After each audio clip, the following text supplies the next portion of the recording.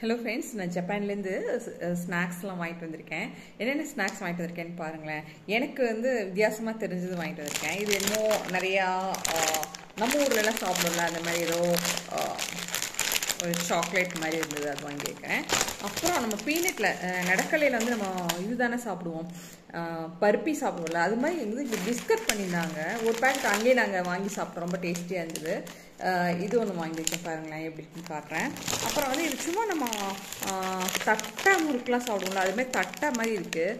இது வந்து வெறுமனே நம்ம வடகம்லாம் போடுவோம்ல, ஜவுரிசி வடகம், அது மாதிரி ஏதோ ஒரு இது இருக்குது, அது வாங்கியிருக்கேன். எப்படி இருக்குன்னு நான் டேஸ்ட் பண்ணுறேன், பாருங்களேன்.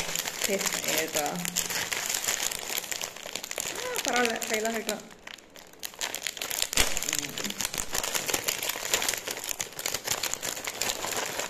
பாருங்களேன் எப்படி இருக்குது பார்த்தீங்களா, நடக்கல்ல போட்டு ஒரு சிப்ஸுங்க.